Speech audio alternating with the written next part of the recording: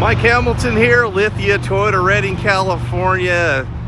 Today I'm going to do a quick video on Toyota safety sensing, try to explain this for everybody in layman's terms, what we have and what's going on and how everything works in it. So I got behind me the Venzas, which happen to have the most advanced Toyota safety sense that's available.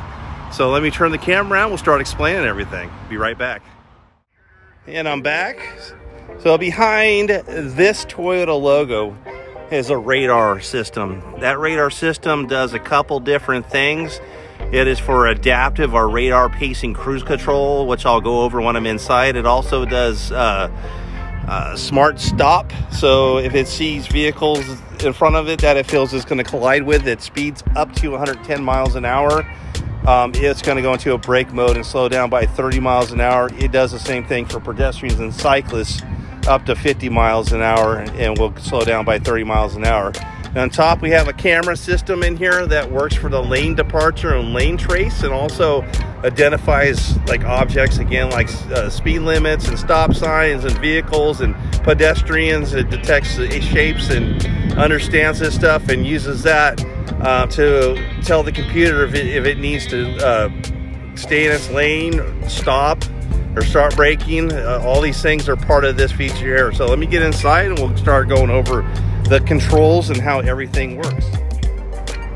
Well, here's the very first button we're going to run into. Being this is a loaded vehicle, it has a lot of buttons here on this left side of the dash on the steering wheel, but this is the button that looks like an A in a light bulb or a headlight. That's the button that I want to talk about here. So pushing this on and off, when I have my high beams on and I turn that to on, it's going to be doing what's called auto dimming high beam. So if you're heading towards the vehicle and it sees its headlights, it will dim to low beams on its own. If you get close enough to tail lights, it's going to do the same. So here on the right hand side of our steering wheel is where all the toggle buttons and things are for the Toyota safety sense. Up here we have the button that does the cruise control setting. This does the lane departure and adaptive cruise control. So I'm going to go ahead and get to the lane departure screen here. This is our lane departure, lane trace, and adaptive cruise control screen. I have a whole video in my tech tips here on YouTube that shows you how that lane trace assistance work. I won't be able to display this in park, but you could go to that other video and it's a demonstration of how lane trace assistance works. We have also our adaptive cruise control. Turn on the cruise control, and then these adaptive, so those blue bars are for 3 seconds of pacing, and then 2.5 seconds of pacing, and 2 seconds. So when the vehicle gets to a vehicle going slower, it's going to slow up by seconds there with that pacing screen. When a vehicle keeps continuing to slow down, it will keep on backing off and backing off. And this vehicle can stop and go all the way down to 0 miles per hour, and it won't go again until you push the gas pedal. So let's go over to all the stuff here. So I'm gonna go ahead and pan in a little bit so we can see this better. So the one that's highlighted there in blue, that's our lane departure and lane trace screen. So lane departure is set by turning this on here. So it's like, now it's like kind of not an option. I think you have to have this on now.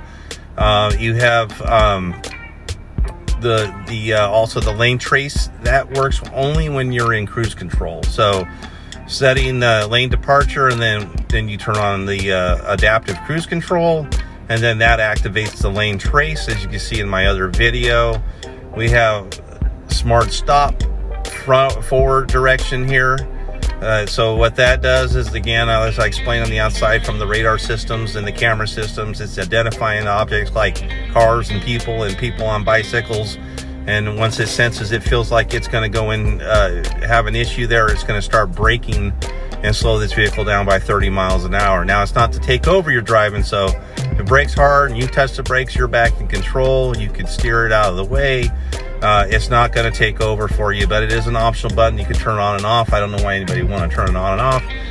This one here, this is your blind spot monitor. So those little blinky things that are in your mirror here. So let me back this out. And everybody knows what a blind spot monitor is, but let's go ahead and then see if I can turn this on and off. You can turn it on and off here with the toggle button there, and then it'll blink and flash. So anybody gets in your blind spot, it's gonna blink, and if they stay in your blind spot, it's gonna stay bright yellow. If you try to change lanes when somebody's in your blind spot, it's gonna beep and flash at you.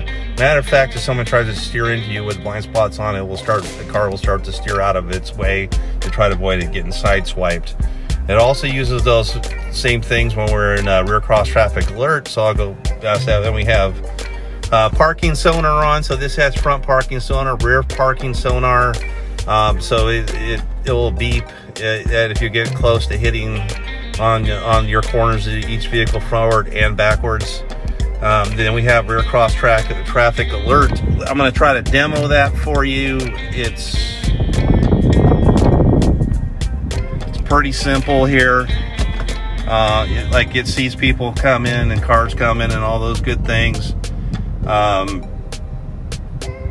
You get close to something or somebody walking behind you, a car coming from a direction, it'll start alerting you that something's coming, and it'll start beeping and flashing in the mirrors and audibly beeping when something is coming. I'm not going to be able to do this because nothing's going by me to cross traffic alerts, but I'll only show you right now it's showing you the sonar's working. It's starting to get faster and faster as sonar works, and then it gives you this nice display and gives you all the things around what's going around the car.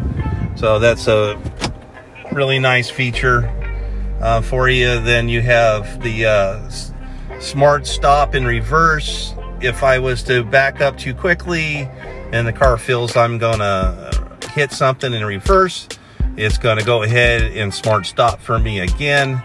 And then the last one here is this is the one that reads our speed limits. So all the speed limits, like going by them, it will display that on the screen in front of you, which is known as the driver's information center. It's in front of the steering wheel. It will also display stop signs. So that's a nice feature. All these buttons here for the Toyota Safety Sense are controlled by a toggle button. I'm trying to get out of the zoom here, but these buttons right here, down here, this controls everything right here for the Toyota Safety Sense. So it's very simple stuff. It's like a lot of people, it's so weird they want to have it turned off, or they tell me I'm not going to use that. I'm like, why would you not want to use that and avoid an accident? Like they feel like the system's going to do something crazy, which is not what they're designed to do. And there's always somebody's brother or sister or second cousin, husband thing that they had an issue and got in a wreck and stuff, that like it's always like hearsay somewhere. So anyways, I never heard of one of these systems failing, other than like the smart stop is not to be like played around with and tested to see if it will stop, because it can get defeated accidentally. Radar systems could go underneath like a tractor trailer, which is a semi, things like that. So just a warning with the Toyota Safety Sense, it's not to take over driving. Lane trace isn't for you to go read a newspaper and let the car drive down the road for you. Matter of fact, if you take your hands off the steering wheel for just a few seconds, the system is going to go ahead and shut down and tell you to put your hands back on the steering wheel. The smart stop isn't to be played around with. You're not to drive at a car to see if it actually works. It is for emergency purposes only. Like smart stop can be defeated, so it's not going to work every single time. Sometimes it does, or most of the time I would say it works.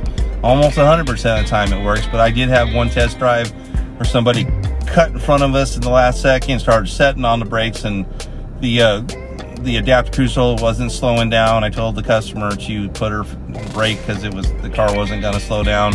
And some early version of a Chevy or something, there was some video of somebody demoing the smart stop and got killed. So, and that was in, I believe a Chevy. So they, the radar systems, they were driving up to a tractor trailer semi, and the radar systems were shot underneath the truck because the car was low, and basically took off the top of the car and killed the person that was demoing that. So never ever demo on purpose the smart stop systems. So it's there for your safety. It's there to be there when your reaction time is not as fast as the car. It's there to make your driving experience a nicer driving experience. It's there to make your driving less tiring on long trips with the lane trace. So you have to do all those little steer corrections over time. That gets you tired driving for miles or hundreds of miles and stuff. That's going to make you more refreshed when you get to your destination, not having to steer correct every time.